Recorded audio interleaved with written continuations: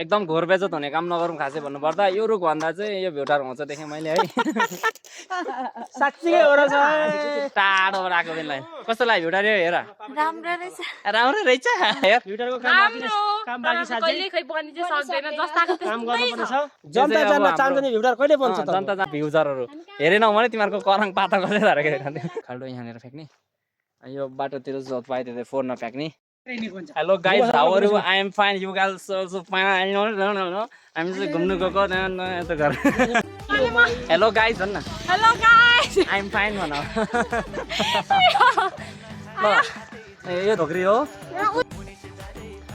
भेट नै छोड्यो फोटो गरेर चल लु राम्रो खिच्दै है राम्रो खिच्दै के हो भन त ए ओ बुबु बोल्ने भाउदिन भन ल वर्षा चाहिँ खानु पर्यो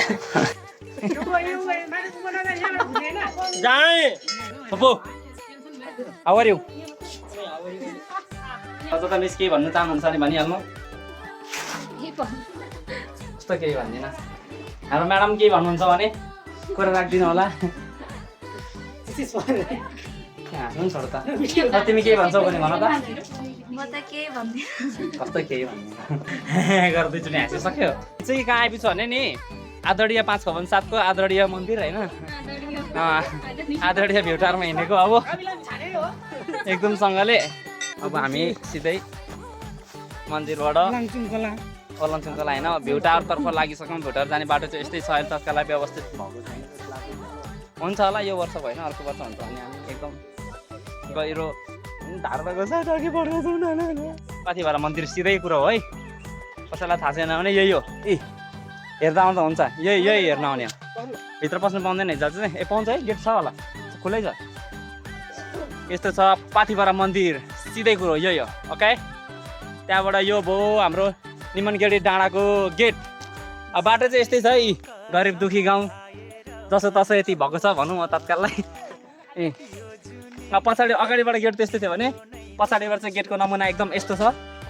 टिनको रहेछ टङटङ गरेर हिँड्दै हुनुहुन्छ एकदम लङरङ लङरङ लङरङ गरेर पछाडि मेरो बहिनी यस्तरी आउँदै हुनुहुन्छ एकजना पोलर्सहरू चाहिँ यस्तो हुनुहुन्छ है अगाडि एकदम बाटो देखाउने मान्छे उहाँ चाहिँ है त्यहाँबाट उहाँ चाहिँ घुम्ने मान्छे हो कि पछि हिँड्ने मान्छे हो थाहा छैन अनि यता हाम्रो उहाँ चाहिँ नयाँ नौलो मान्छे एकदम ट्राभलरमा फेरि ठुलो उइस राख्नुभयो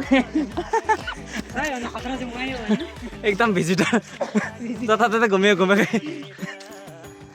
लडिक छ टन्नै छौँ हामी तर मान्छे ल स्वागत छ हाम्रो निमनगेडी डाँडा 5/7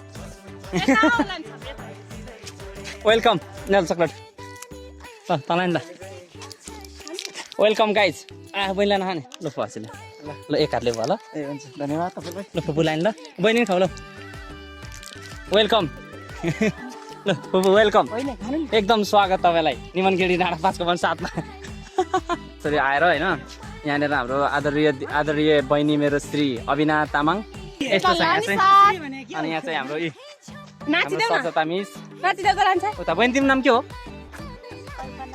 कल्पना मिस मेरो प्यारो बहिनी तिमीलाई निमनगेडी डाँडामा स्वागत छ आदरणीय दाजु श्री अभिषेक तामाङलाई धरी यहाँ ए धरी फुपू पनि आउनुभएको छ आज चाहिँ है लडिक छ ल ए लङ वे फ्रम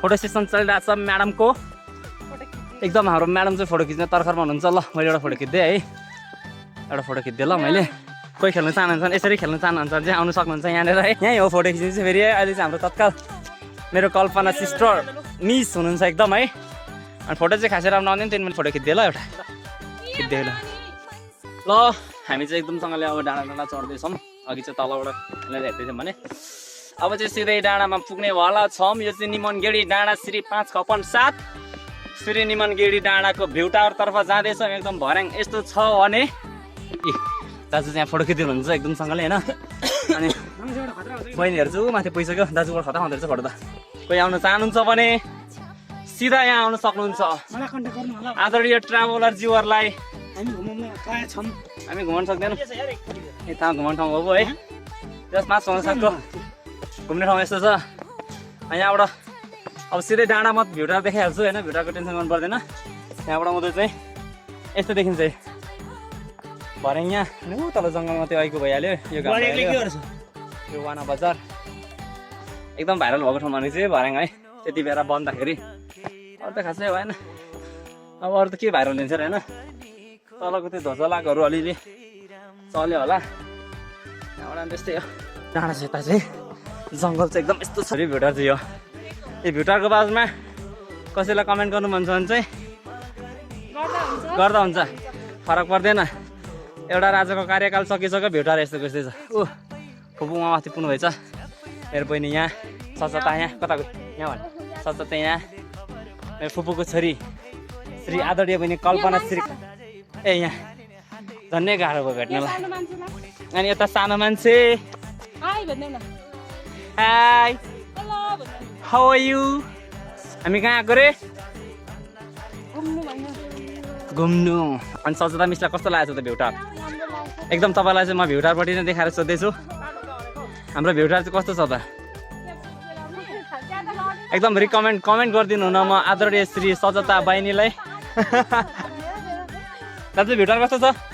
यो पछाडिदेखि चाहिँ भिडियोको भन्नु त, भ्युटारको रिमा गर्नु यस्तो कमेन्ट हानिदिनु। इन्टरभ्यू हान्नु पर्छ त मैले। एकदम नि यहाँ भ्युटार फुल देखिरह यहाँ भ्युटार देखिरह यार। भ्युटारको काम बाँकी साथै काम गर्नुपर्ने छ। ठिक छ। अब यो एउटा कार्यकाल सकिसक्यो अनि मेरो टाढोबाट आएको बेला कस्तो लाग्यो भ्युटार? यो हेर राम्रो रहेछ। लाजले है राम्रो छैन यो यस्तो कचडी बनाउने। एउटा कार्यकाल सकिन्छ देवी थान चाहिँ राम्रो बनाएछ है, एकदम घोर बेजत हुने काम नगरौँ खासै भन्नुपर्दा। यो रुख भन्दा चाहिँ यो भ्युटार हुन्छ देखेँ मैले है। साँच्चीकै हो रहेछ, सबैलाई देखेको होइन, साँच्चीकै हो रहेछ है। ल जनता जान्न चाहन्छ नि भ्युटार कहिले बन्छ त? जनता जान्न चाहन्छ, ऋषि धामलाई लिएर सोध्नुपर्छ भने नि म नाइ भन्दिनँ चाहिँ खासै भन्दिनँ है। ल होइन भ्युटार बनेको हुनुहोस् पर्यो। आदरणीय हाम्रो गाउँको समाजसेवी श्री म भन्दिनँ अब कसले बनाउनु योजना गरेको, कसको बजेटमा पारित भएको कार्य हो। एउटा कार्यकाल चाहिँ सकिन लागिसक्यो, एउटा चुनाव पनि सकिन लागिसक्यो। यसको चाहिँ दर्शलिङ्ग हालत यो चाहिँ जसो तसो डेकोरेसन चाहिँ भएको नरहेछ, मेन्टेन चाहिँ हो रहेछ देवीथान। अब थाहा छैन है यो साँच्चै निमन गढी चाहिँ के को गढी भन्ने हो यहाँ न, यसको केही इतिहास छ कि भन्ने प्रश्नहरू नै उठेको हुँदा कसैलाई आउँछ भने कमेन्टेसन गरिदिनु न। हार्दिक निमन्त्रणा गर्दछु भ्युजरहरू, हेरेनौ भने तिमीहरूको करङ पाता गर्दै रहेको कमेन्टको लागि हामी एकदम ल प्रतीक्षा छ। म भरे युट्युबमा हाल्छु ल।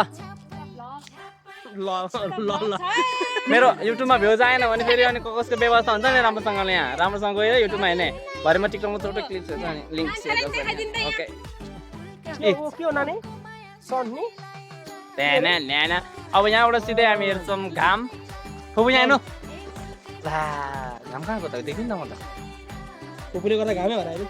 घाम कहाँको आमा फुपू हाँस्नु न, के भएको? राम हेर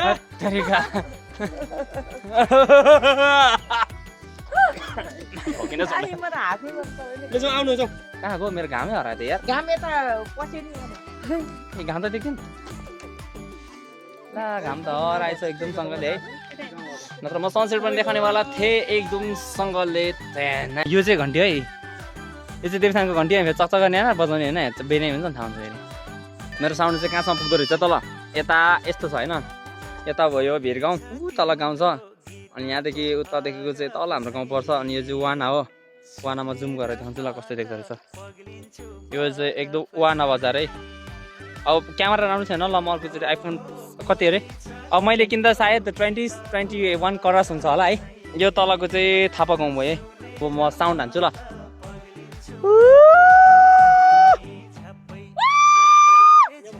मेरो बहिनीको साउन्ड मेरो भन्दा तिखा रहेछ है।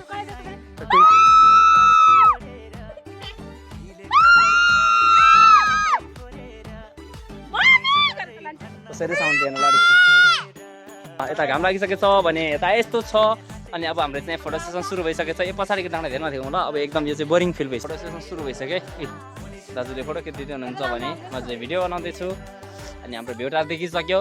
अब देखिसकेपछि यस्तै हो, अब फोटोसोटो खिचाइ हुन्छ, त्यहाँबाट जाने हुन्छ। अब चाहिँ हामी एकदमसँगले भ्युटारको भ्यू सकिसकेको छ हाम्रो भने हामी चाहिँ एकदम लगातार तरिकाले अब ओह्रालो गरङरङ झर्नु सुरु गरिसकेको छौँ भने ल अब भ्युटारको बारेमा यही हो, खासै केही भन्दिनँ है। म म त थाहा छैन यस्तो कुरोमा आयो फेरि धेरै बोलेर काम गर्दिनँ यस गाउँको ऐतिहासिक हो निमनगढी भन्दै थियो निमनगढीको अर्थ के हो किन बनाएको होइन निमन किन भनेको गढी किन भनेको गढीको अर्थ हुन्छ अरे त्यो चाहिँ आई डोन्ट नो बट मैले देखायो यो छ हाम्रो भेटाएको के भएको यस्तो के भएको यहाँ हेर्न यस्तो नयाँ भिडियो बनाएर सेयर कमेन्ट फोटो खिच्ने घाम गइसक्यो ए मैले थाहा पाइनँ दाइबाट खिच्ने दाइबाट कलर ड्यान्स घडिक छ एकदम राम्रो भइसक्यो जो पनि अब जाने चाहिँ भेटरबाट एकदम तरिकाले ओह्रालो झरिसकेको छौँ भन्यो त्यो चाहिँ बस्नु नचाहिँ झऱ्यो सँगसँगै अनि कस्तो छ भन्ने कुरो कान्छ खास चाहिँ अब हामी त्यहाँबाट भ्यू भनेको हाम्रो खास चाहिँ यो है तोरण लगाएकोले गर्दाखेरि यो लङ तारले गर्दा यो चाहिँ भ्यू देखिन्छ यहाँको इम्पोर्टेन्ट भ्यू भनेको चाहिँ यही है यस्तो देखिन्छ मुनि एउटा माथि हेर्दा पछाडिबाट देख्दा चाहिँ यस्तो देखिन्छ भनेको चाहिँ निमनगढी डाँडा यो चाहिँ यहाँनिर हाम्रो